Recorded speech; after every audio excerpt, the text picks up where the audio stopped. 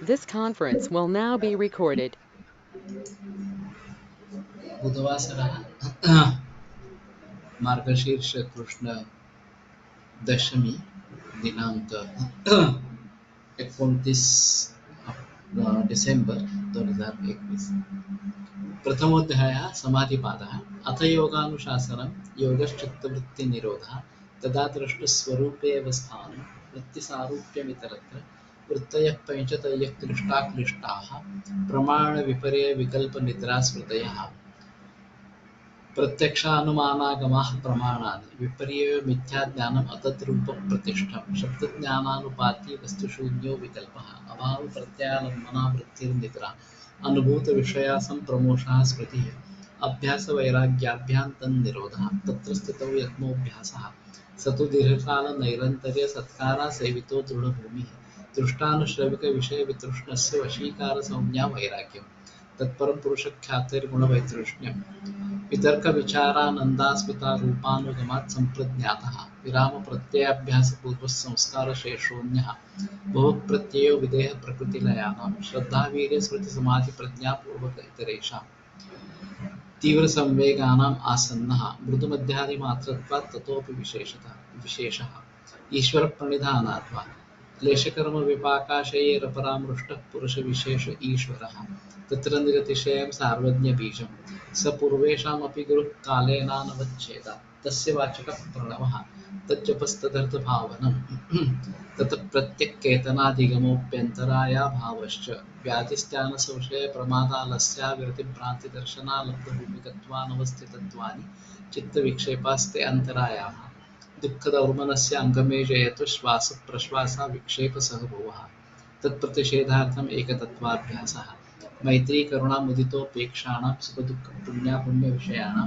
भावनातश्चित्तप्रसादनम् प्रच्छर्दनविधारणाभ्यां वा प्राणस्य विषयवती वा प्रवृत्तिरुत्पन्ना मनसस्थितिनिमित्तिनी विशोका वा ज्योतिष्मती वीतरागविषयं वा चित्तं स्वप्ननिद्राज्ञानालम्बनं वा यथाविवतध्यानात्मा परमाणुपरममहत्त्वान्तोऽस्य वशीकारः क्षीणवृत्तिरभिजातस्यैव मणेर्गृहीतृग्रहणग्राह्येषु तत्स्तदञ्जनता समापत्तिः तत्र शब्दार्थज्ञानविकल्पे सङ्कीर्णा सवितर्का समापत्तिः स्मृतिपरिशुद्धौ स्वरूपशून्यैवार्थमात्रनिर्भासा निर्वितर्का एतय एव सविचारा निर्विचारा च सूक्ष्मविषया व्याख्याता सूक्ष्मविषयत्वं चालिङ्गपर्यवसानं ता एव च रसबीजसमाधिः निर्विचारवैशारद्याध्यात्मप्रसादः ऋतंभरा तत्र प्रज्ञा श्रुतानुमानप्रज्ञाभ्याम् अन्यविषया विशेषार्थत्वात् तच्च संस्कारोऽन्यसंस्कारप्रतिबन्धी तस्यापि निरोधे सर्वनिरोधात् निर्बीज समाधिः तो अभी जो है वो भूमिका का पठन इस प्रकार का ही करेंगे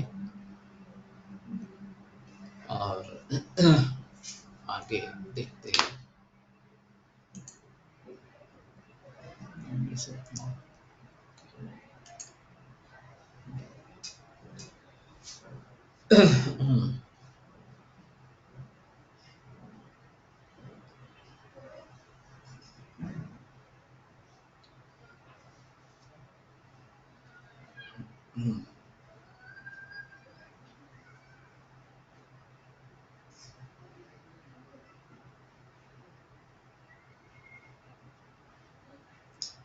यज्ञविधीतील हिंसेवर आघात करून जनतेला आपल्या धर्माकडे वळवणे यावर गौतम बुद्धांचा मुख्य भर होता. तर लोकांना यज्ञातील हिंसेपासूनही परावृत्त करून त्यांना पूर्णतः अहिंसेच्या मार्गावर न्यावे यावर जैन वर्गाची मुख्य भिस्त होती.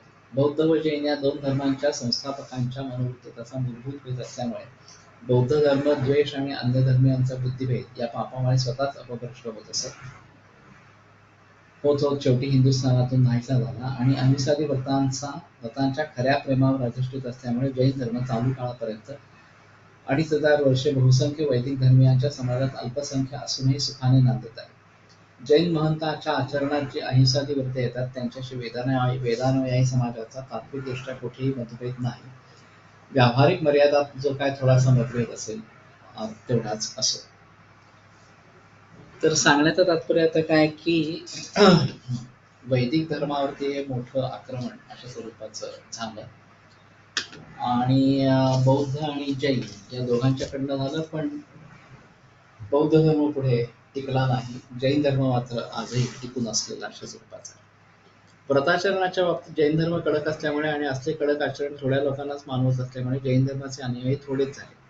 गौतम बुद्धाला आपल्या धर्माचा मोठ्या प्रमाणावर प्रसार करावा अशी महत्वाकांक्षा असल्यामुळे तो धर्म सर्वात सुलभपणे स्वीकारता यावा म्हणून त्याने आपला मध्यम मार्ग काढला.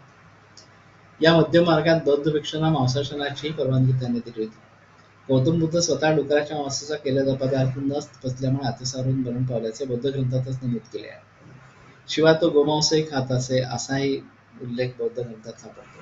बुद्धम शरणम गच्छामी, धर्मम शरणम गच्छामी, संघम शरणम गच्छामी असे शब्द उच्चारावे, अंगावरती रंगीत वस्त्र गुंडाळावे व हातात भिक्षेचा लोटा घ्यावा आणि कसलीही सामाजिक जबाबदारी न स्वीकारता कुशाल जनतेत भिक्षा मागे हिंडावे.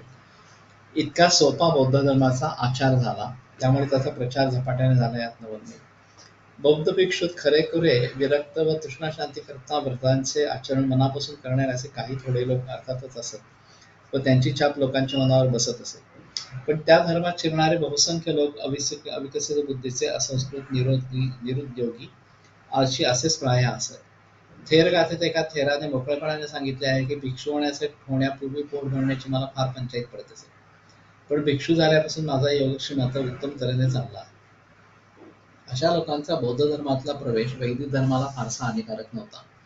पण त्या धर्मात राजा राजसत्तेचा मिळणारा आश्रय, भिक्षू झाल्यावर सुखाने होणारा योगक्षेम, विद्वत्तेमुळे मिळणारा मानसन्मान आणि यज्ञयागांच्या भानगडीत न पडता जिव्हा लावल्यास यथास्थित्व अनिर्बंध वाव ठेवणारी पवत्त मांसासनाची सोय इत्यादिकांच्या प्रलोभनामुळे जेव्हा काही हीनवृत्तीचे ब्राह्मण वैदिक धर्माचा त्याग करून बौद्ध भिक्षू होत, तेव्हा मात्र वैदिक धर्माची दुहेरी किंवा तिहेरी हानी होत असे. धर्मरक्षणाचे कर्तव्य ब्राह्मणाचे, त्यातीलच एक ब्राह्मण बौद्ध धर्मात गेला म्हणजे वैदिक धर्माचा एक रक्षक कमी झाला, हे नुकसान होतच असे. पण ब्राह्मण वर्गातील एक व्यक्ती बौद्ध धर्मात शिरली, त्यामुळे वैदिक धर्मापेक्षा बौद्ध धर्म अधिक श्रेष्ठ असला पाहिजे अशी भावना क्षत्रिय, वैश्य आणि शूद्र यांच्यात उत्पन्न होत असे. हे दुसरे नुकसान आहे. पण तिसऱ्या प्रकारचे नुकसान तर सर्वात हानिकारक होत असे. एखादा फितूर माणूस शत्रूला मिळाल्यानंतर तो जसा स्वकीयांचा नाश अधिक यशस्वीपणे करू शकतो, त्याप्रमाणे बौद्ध धर्मात शिरलेला हा ब्राह्मण वैदिक धर्माचा पाडाव करण्यास अधिक उपयोगी पडत असे. विकृत दृष्टीने पाहिले तर ज्यांचे मनसोक्त विडंबन करता येईल अशा बाबी सर्वच धर्मातील कर्ममार्गात सापडतील. वैदिकांच्या कर्ममार्गात अशा प्रकारच्या विडंबन करता येण्याच्या कोणत्या बाबी कोणत्या आहेत याचे नेमके ज्ञान अशा धर्मांतर केलेल्या ब्राह्मणास स्वाभाविकच असेल आणि त्याच्या अंगी अशा प्रकारचा उपहास करण्यास लागणारी बुद्धिमत्ता व विद्वत्ता आणि त्याच्या जोडीला महत्वाकांक्षाही असल्यामुळे वेद, वैदिक धर्म आणि ब्राह्मण यांचा उपहास करण्याचे काम त्यांनी यशस्वीरित्या पार पाडले असं नवल नाही. वैदिक धर्माच्या बाजूने वस्तुस्थिती कशी होती असे दिग्दर्शनवर आलेच आहे. कर्मठांच्या यज्ञमार्गात सर्वसामान्य जनतेचा समावेश होत नव्हता. कर्मठांच्या भूमिकेविषयी आहितांनी राजवाडे लिहितात. प्रचंड समुदायाला यज्ञाचे स्वर्गदार उघडे नाही असे म्हटले तर त्यांना मुक्तीचे साधन तरी काय असा प्रश्न साहजिकच उत्पन्न होतो. याचं उत्तर पूर्वमीमांसा शास्त्राला देता येणार नाही व ते त्यांचे कामही नाही. मीमांसेचा धर्म हा फार थोड्या बलवान, क्रियावान, दैववान श्रेष्ठ आर्यजनां करता, तर इतर लोकांनी आपले निराळे धर्माचे मार्ग काढावेत व त्यात सुखाने रममाण व्हावे. ह्यावरून असे दिसून येते की कर्ममार्गी ब्राह्मण इतर जणांच्या पारमार्थिक हिताविषयी वेदधर्मानुयायी असूनही उदासीन होते. वैदिक धर्माच्या दृष्टीने विचार करता समाजात जो ज्या ठिकाणी जन्मला असेल त्या ठिकाणी त्याला वर्णाश्रम धर्मानुसार प्राप्त असलेले कर्म कर्तव्य बुद्धीने करणे ह्यातच समाजाचा आणि त्या व्यक्तीचा अभ्युदय होऊन त्या व्यक्तीला पारमार्थिक फळही मिळायचे अशी वैदिक धर्माची शिकवण आहे. तर याच्या बाबतीमध्ये खूपच गोंधळाचे मुद्दे अशा स्वरूपाचे आहेत. आणि मग आपण ज्या धर्मात जन्माला आलेलो आहे त्या धर्मामध्ये आपल्याला मुक्तीचा मार्ग काय असं शोधणं हे जास्त बरं अशा स्वरूपाचं एखादं प्रकार. भगवद्गीतेने येत प्रवृत्तीर्भूतान येन सर्वमिदं तथं सर्वकर्मणा तमभ्यर्च्य सिद्धिं विंदती मानव असे जे सांगितले तीच खरी वैदिक धर्माची शिकवण आहे. पण ही शिकवण समाजाला देण्याची इच्छा व पात्रता कर्मठात नव्हती. आणि ती ज्यांच्यात होती असे विद्वान विरक्त व तपस्वी ब्राह्मण तर रानात गिरिकंदरात राहत असत. त्या मनाने ज्ञानेश्वरांचं कार्य खूप मोठं आहे की त्यांनी संपूर्ण भगवद्गीता ज्ञानेश्वरी रूपानं मराठीमध्ये आणली आणि सर्वसामान्यांसाठी खुली केली. तर हे खूप मोठं अशा स्वरूपाचं कार्य आहे. वैदिक धर्मात विचारी माणसाच्या जिज्ञासा वृत्तीची भूक त्यांच्या त्यांच्या अधिकारानुसार शमवणारे जे तत्वज्ञान आहे ते ह्याप्रमाणे गिरिकंदरात तपस्वी विद्वान ब्राह्मणच्या रूपाने अडकून पडले होते आणि ह्या ज्ञानाच्या अभावी जनतेला वैदिक धर्मात थोपवून धरता येईल इतका अवाका जनतेचे पुढारी पण ज्यांच्यावर येऊन पडले तर अशा कर्मठांच्या अंगी नव्हता. ही ब्राह्मण वर्गाची स्थिती झाली. आता गौतम बुद्ध क्षत्रिय वर्णातील असल्यामुळे तो भिक्षून एक नवीन धर्म स्थापित करतो आहे असे दिसून आल्यावर क्षत्रियांचा ओढा त्याच्याकडे होणे हे स्वाभाविकच होते. त्यामुळे अनेक क्षत्रिय राजांनी बौद्ध धर्माचा स्वीकार केला. वैश्य वर्णातील बहुतेक जमाती कृषी गोरक्ष वाणिज्य या वैश्य स्वभावाच्या कर्मात गुंतलेल्या असल्यामुळे त्यांचा ओढा सर्वस्व मांसाहाराकडे नसून पुरुषाधिकातून उत्पन्न होणाऱ्या शाकाहाराकडे होता. त्यामुळे त्यांना मांस प्रवृत्त बौद्ध धर्म मानवणारा नव्हता. त्यामुळे ते साहजिकच अहिंसादी व्रतांचे आचरण कडकडीतपणे मान्य असणाऱ्या व मांसनिवृत्त अशा जैन धर्माचे उरलेला शूद्र वर्ण त्यांना मांसाशनाचा विधेयतेषेध नव्हताच, पण मांसाशनापासून सर्वथा निवृत्त होणे आणि इतर महाव्रते आचरणे ही गोष्ट शूद्रवर्णीयांच्या आवाक्याला होती. त्यामुळे त्यांच्यातील बहुसंख्य लोक जैन धर्मात न जाता बौद्ध धर्मात शिरले. अशा रीतीने वैश्यवर्णाचा ओढा जैन धर्माकडे, क्षत्रिय व शूद्र वर्गाचा ओढा बौद्ध धर्माकडे, ब्राह्मणातील नेतृत्व करण्यास पात्र असलेले लोक गिरिकंदरात, नागरीय व जानपदीय जनतेचे पुढारीपण यांच्याकडे ओघाने चालले ते कर्मठ लोक आपापल्या काम्य पशुयागात निमग्न व इतर जनतेच्या धार्मिक हिताच्या दृष्टीने उदासीन आणि अशा अनधिकारी कर्मठातूनही एखादा कर्मठ ब्राह्मण स्वार्थलोलुपतेने बौद्ध धर्मात जाणारा अशा विचित्र परिस्थितीत बहुसंख्य लोक बौद्ध धर्मात आणि काही आचारनिष्ठ सात्विक लोक जैन धर्मात झपाट्याने शिरू लागले हे ओघानेच घडले.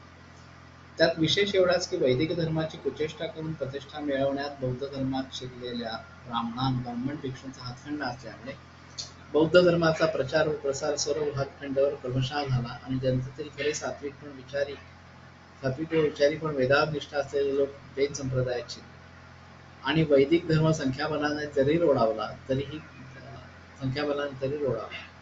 ही सर्व परिस्थिती वेदविज्ञाना फार घातक ठरली. क्षत्रिय राजांनी बौद्ध धर्म स्वीकारल्यामुळे विद्येचे रक्षण करणारा जो ब्राह्मण वर्ग त्याचे राजसत्तेचे पाठबळ नाहीसे झाले आणि राजांकडून मिळणारा आश्रयही तुटला.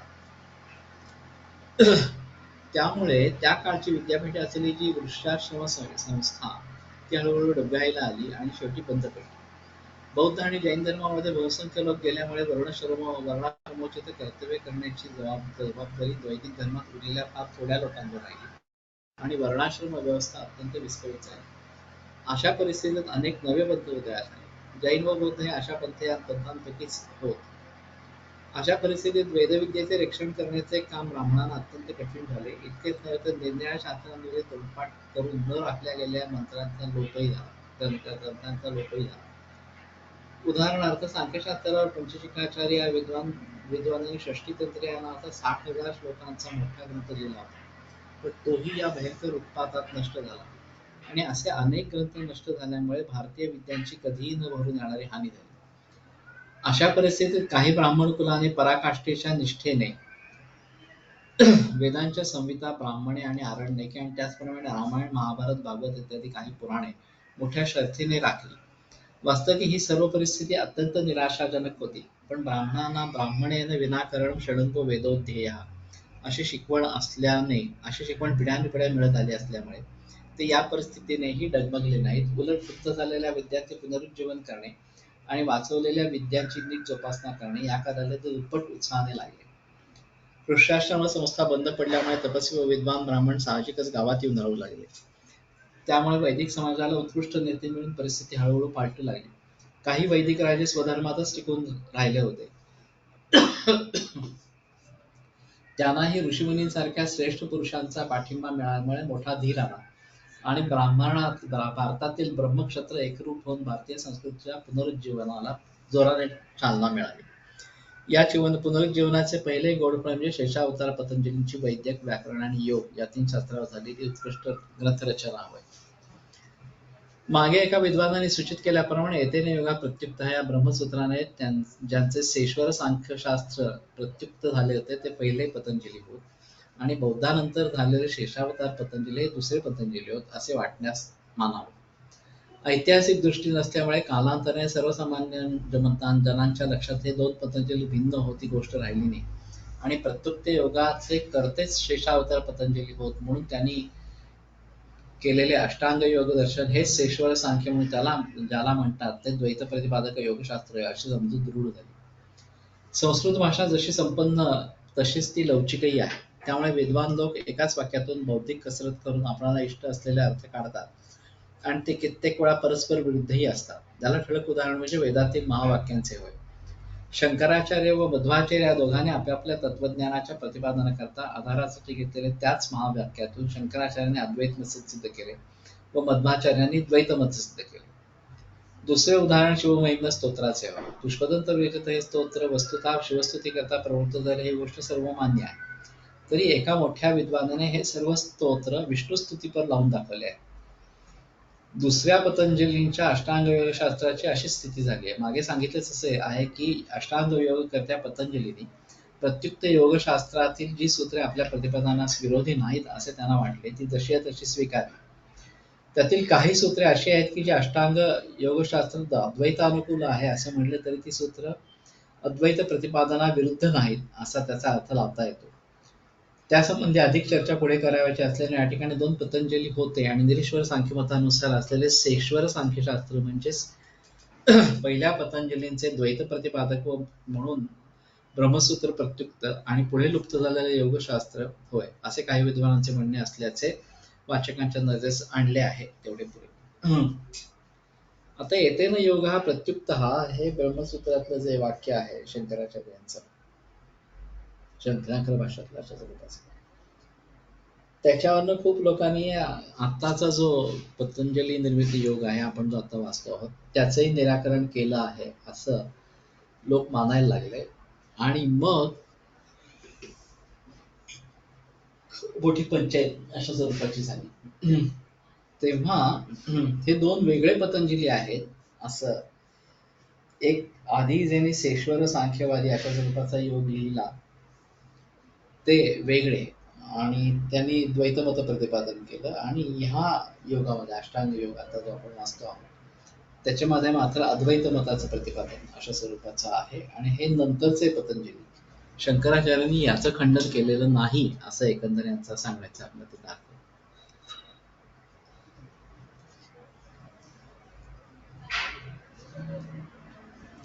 बुद्धाच्या योगविषयक वाङ्मयामुळे वेदविहित योग विकृत होऊ नये म्हणून शेषावतार पंचदशींनी वेद व पुराणे यात इतस्ततः विखुरलेले योगविषयक विचार एकत्र करून त्यात स्वानुभवाची भर घालून आपले अष्टांग योगशास्त्र रचले. तर बुद्धाची पण योगविषयक रचना आहे किंवा वाङ्मय आहे आणि मग त्यांनी वेदविहित योगाची विकृती होऊ नये म्हणून वेद आणि पुराणे यात इतस्ततः विखरलेले योगविषयक विचार एकत्र करून आणि स्वानुभवाची भर घालून अष्टांग योगशास्त्र रचले. तर मी जी संकल्पना म्हणतो आयुर्योगाची ती आणखीन वेगळी अशा स्वरूपाची राहील.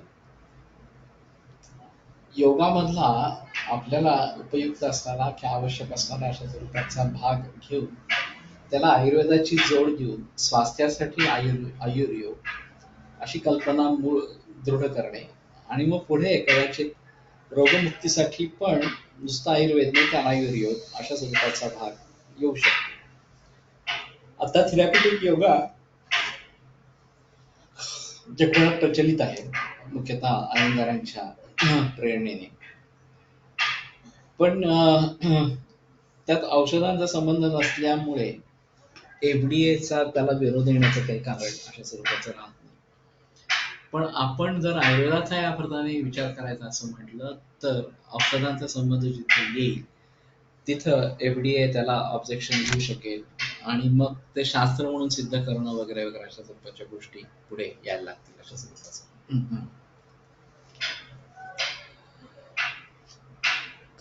याचेच अनुकरण इतर सांप्रदायिकाने आपापल्या शास्त्रासंबंधी केले. न्याय इत्यादी शास्त्रांचे जे कोणी अभिमानी राहिले होते त्यांना गौतमादी शास्त्रकाराने आपापल्या शास्त्रावर केलेली सूत्ररचना परंपरेने जास्त मिळालेली ती स्वीकारून त्यात काय आवश्यक ती भर घालून त्या शास्त्रांची पुनर्रचना केली. म्हणजे आज मितीला या शास्त्रांचे जे ग्रंथसूत्र उपलब्ध आहेत ते बौद्ध कालापूर्वी त्या शास्त्रासंबंधी असलेल्या मूळ ग्रंथांच्या बौद्ध काळानंतर झालेल्या पुनःसंस्कारित आवृत्ती होत. ते मूळचं उपलब्धच नाही असं यांचं म्हणणं आहे. भारतीय विद्वानांची अशी रीत आहे की जेव्हा एखाद्या ग्रंथाचे ते संस्करण करतात तेव्हा त्या ग्रंथाचे कर्तृत्व मूळ शास्त्रकारातच असे मानतात आणि प्रतिपादितात. यावरून लक्षात येईल की हल्ली उपलब्ध असलेल्या सूत्रग्रंथात मदन अर्वाचीनत्वाची छटा दिसून येते. त्याचं कारण मूळ ग्रंथाचे संस्करण अर्वाचीन काळी झाले हे होय. ग्रंथांचा मूळ सांगाणा अतिप्राचीनच असो येणेप्रमाणे षटदर्शनी व पातंजल योगशास्त्र यांचे ऐतिहासिकदृष्ट्या थोडे विवेचन झाले. योगभाष्यकार व्यास हे ब्रह्मसूत्रकार वेदव्यास नव्हे. पतंजलींच्या अष्टांग शास्त्राला अद्वैत तत्वदर्शन संमत नाही. अशा विषयी काही शास्त्री मंडळींनी आमच्या विनंतीवरून आपले विचार लिहून पाठवले आहेत. त्यांचा विचार आपण पुढे करणारच आहोत. त्यात काहींनी योगसूत्र भाष्य करते वाच व ब्रह्मसूत्र करते बादरायण वाच हे एकच होत असे प्रतिपादन करून योगभाष्याद्वारे पातंजल योगाचे द्वैत्वपरत्व सिद्ध करण्याचा प्रयत्न केला आहे. ऐतिहासिक दृष्टीच्या अभावी विद्वानांच्याही विचारात कसा गोंधळ होतो याचंच हे एक उदाहरण. यामुळे या परिच्छेदात योगसूत्र भाष्य करते व्यास कृष्णदेववास का नव्हे यांच्या प्रमाणांची थोडी चर्चा करू. त्यासाठी योगसूत्र भाष्यातील काही अंतर्गत विवेचन उदाहरणार्थ घेऊन वेदव्यासांचे असणे कसे शक्य नाही असे होते. तत्परम पुरुष ख्यातर गुणवैतृष्ण्य हे सूत पहिल्या समाधिपादातील 16वे सूत्र आहे. त्यावर व्यासभाष्य येण्याप्रमाणे आहे. दृष्टानुश्रविक विषय दोषदर्शी निर्विरक्तः पुरुष दर्शनाभ्यासात शुद्धी प्रविवेकाप्यायित बुद्धी गुणेभ्यो व्यक्ताव्यक्त धर्मकेभ्यो विरक्तः. दृष्ट अनुश्रविक विषय यामध्ये दोष पाहणारा विरक्त हा पुरुष पुरुषदर्शनाच्या अभ्यासामुळे तत्शुद्धी प्रविवेक आप्यायित बुद्धी त्यांनी शुद्ध झाले या बुद्धीने प्रविवेक आप्यायित बुद्धी याच्यामध्ये विवेक उत्पन्न झालेला अशा प्रकारची वाढलेली बुद्धी गुणेभ्या व्यक्ताव्यक्त धर्मकेभ्या विरक्त आहेत. व्यक्त आणि अव्यक्त अशा धर्माहून विरक्त असणारा अशा गुणांपासून विरक्त अशा स्वरूपाचा होतो. तद्वयम वैराग्यम तत्र यद उत्तरम तत् ज्ञानप्रसादना. दोन प्रकारचं आहे. त्याचं पुढचं जे आहे दुसरं जे आहे ते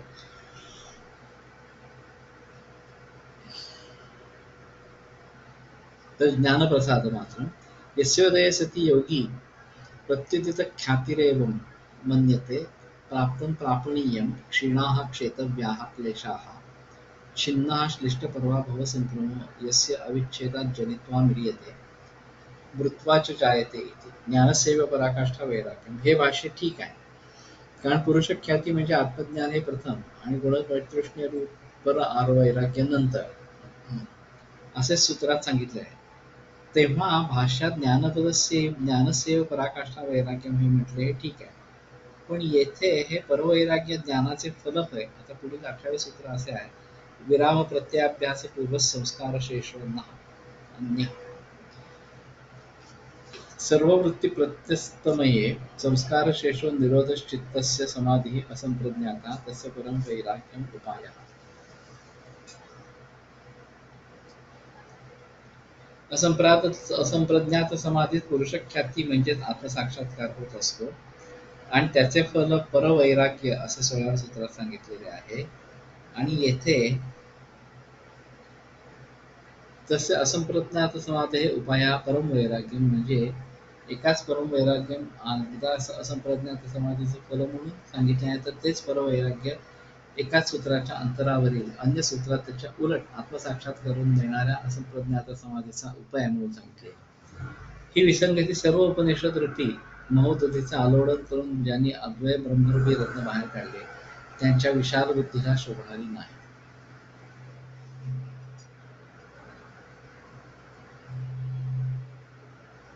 तर पुरुषख्याती चैतन्याचं किंवा पुरुषाचं ज्ञान झालं की आत्मसाक्षात्कार होतो आणि त्याचे फल परवैराग्य असं 16व्या सूत्रात सांगितलंय. आणि येथे तस्य असंप्रज्ञात समाधी उपाय हा परम वैराग्य. तर असंप्रज्ञात समाधीचा उपाय म्हणजे परवैराग्य. त्या जे फळ आहे तेच हेतू अशा स्वरूपात जर सांगितलं गेलं तर तो व्याघात अशा स्वरूपाचा होईल. तर हे काही पटणार अशा स्वरूपाचं नाही. दुसरे प्रमाण येण्याप्रमाणे तिसऱ्या विभूतपादातील भुवन ज्ञान सूर्य संयमान यात भुवनांचे वर्णन करता भाष्यकार ह्या आपल्या पृथ्वी भुवनाचे म्हणजे सप्तद्वीपावसुदेचे येण्याप्रमाणे वर्णन करतात. भूमी यम अष्टमी सप्तद्वीपा वसुमती तस्याः सुमेरुर्मध्ये पर्वतराजा कांचना.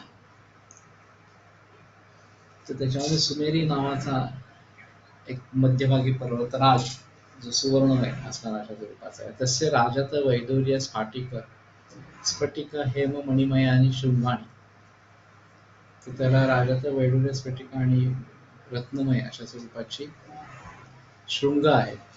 तत्र वैदुर्य प्रभा अनुरागात निरोत्पल पत्रश्यामो नभसो दक्षिणो भागः. ते एकाच वेळेला आकाशात आहेत असं त्याचा अर्थ करायचा. श्वेतः पूर्वा स्वच्छः पश्चिमः. श्वेतवर्णाचा जो तो पूर्व आणि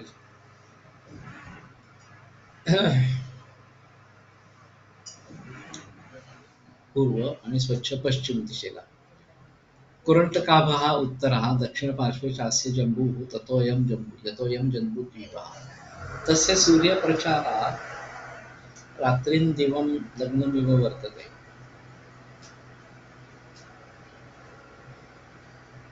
तस्य नीलश्वेतशृङ्गवन्तः उदीचीनाः त्रयः पर्वताः द्विसहस्रयामाः.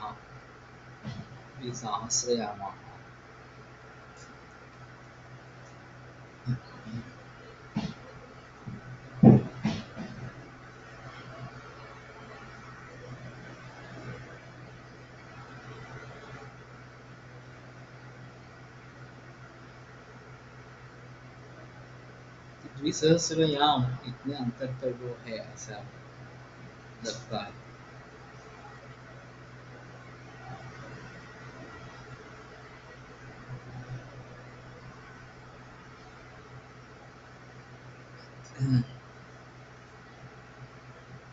तस्य सूर्यप्रचारात् रात्रिन्दिवं लग्नमिव वर्तते. तस्य नीलश्वेतशृङ्गवन्तः उदीचीनाः त्रयः पर्वताः द्विसहस्रयामाः. तदन्तरेषु त्रीणि वर्षाणि नवनवयोजन साहस्राणि रमणकं हिरण्मयम् उत्तराः पुरवः.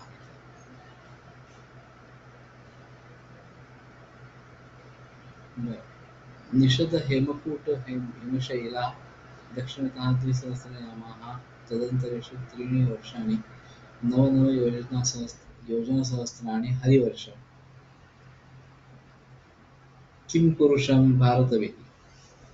सुमेरोः प्राचीना भद्राश्वमाल्यवत् सीमानः प्रतीचीनाः केतुमालगन्धमादनसीमानः मध्ये वर्षमिलावृत्तम्. तद् एतत् योजनशतसहस्रं सुमेरोः दिशि दिशि तदर्थेन व्यूढम्.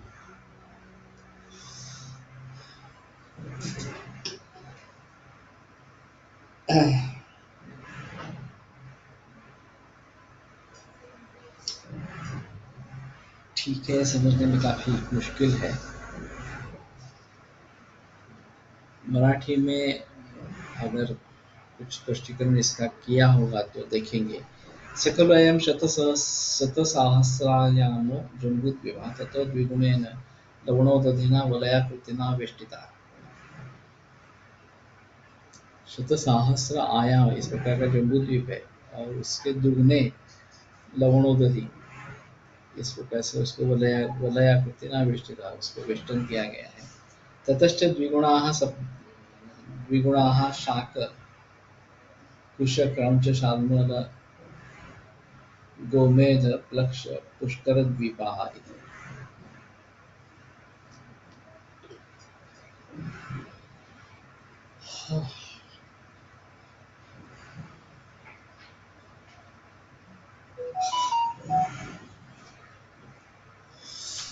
काफी मुश्किल हो रहा है, तो यहीं पे रुकते हैं। ये बहुत धीमी गति से चल रहा है और इसका सभी का पातंजल योग सूत्र में किस प्रकार से उपयोग होने वाला है पातंजल योग शास्त्र पढ़ने में, ये अभी भी समझ में नहीं आ रहा। फिर भी मेरा मंतव्य है कि पढ़ लेंगे कम से कम, और जितना समझ सकेंगे उतना समझने की कोशिश करेंगे, ये ज़्यादा अच्छा इस प्रकार करें। तो अभी ओंकार और धन धन्वंतरी जप करते हैं और फिर रुकते हैं।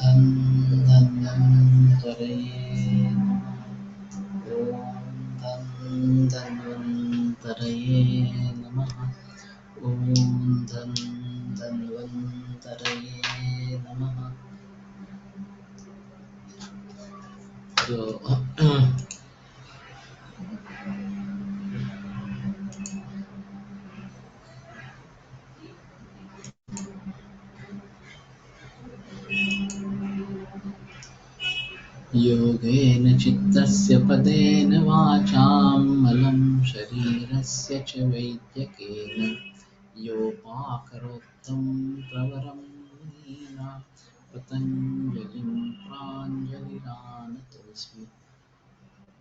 तो यहीं पे रुकते हैं, और कल